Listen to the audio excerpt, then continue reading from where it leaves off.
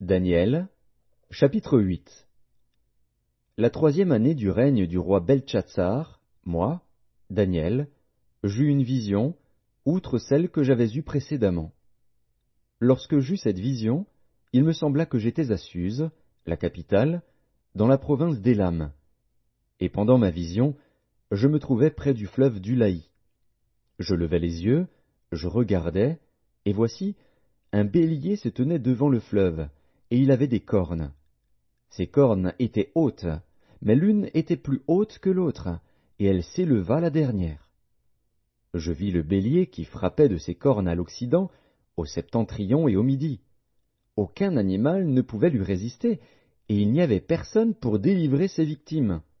Il faisait ce qu'il voulait, et il devint puissant.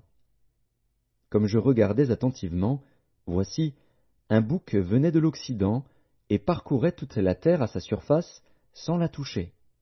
Ce bouc avait une grande corne entre les yeux.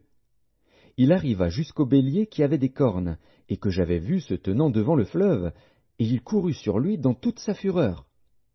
Je le vis qui s'approchait du bélier, et s'irritait contre lui. Il frappa le bélier et lui brisa les 2 cornes, sans que le bélier eût la force de lui résister.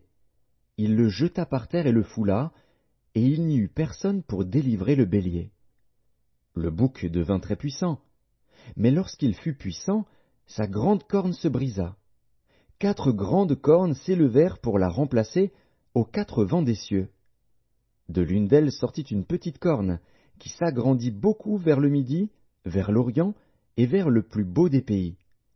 Elle s'éleva jusqu'à l'armée des cieux, elle fit tomber à terre une partie de cette armée des étoiles, et elle les foula. Elle s'éleva jusqu'au chef de l'armée, lui enleva le sacrifice perpétuel, et renversa le lieu de son sanctuaire. L'armée fut livrée avec le sacrifice perpétuel à cause du péché. La corne jeta la vérité par terre, et réussit dans ses entreprises. J'entendis parler un saint, et un autre saint dit à celui qui parlait, « Pendant combien de temps s'accomplira la vision sur le sacrifice perpétuel et sur le péché dévastateur?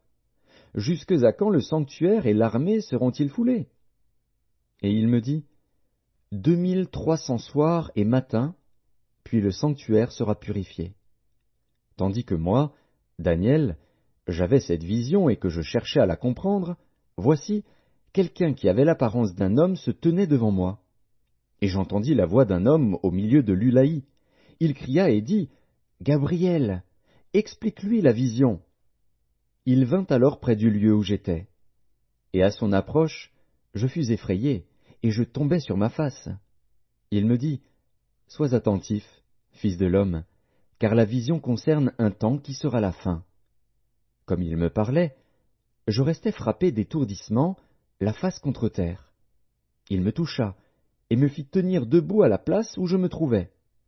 Puis il me dit, « Je vais t'apprendre ce qui arrivera au terme de la colère, car il y a un temps marqué pour la fin. Le bélier que tu as vu, et qui avait des cornes, ce sont les rois des Mèdes et des Perses.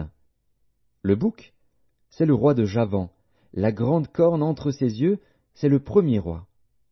Les 4 cornes qui se sont élevées pour remplacer cette corne brisée, ce sont 4 royaumes qui s'élèveront de cette nation, mais qui n'auront pas autant de force. À la fin de leur domination, lorsque les pécheurs seront consumés, il s'élèvera un roi impudent et artificieux. Sa puissance s'accroîtra, mais non par sa propre force. Il fera d'incroyables ravages, il réussira dans ses entreprises, il détruira les puissants et le peuple des saints. À cause de sa prospérité et du succès de ses ruses, il aura de l'arrogance dans le cœur. Il fera périr beaucoup d'hommes qui vivaient paisiblement, et il s'élèvera contre le chef des chefs, mais il sera brisé, sans l'effort d'aucune main. Et la vision des soirs et des matins, dont il s'agit, est véritable. Pour toi, tiens secrète cette vision, car elle se rapporte à des temps éloignés. Moi, Daniel, je fus plusieurs jours languissant et malade. Puis je me levai, et je m'occupais des affaires du roi. J'étais étonné de la vision, et personne n'en eut connaissance.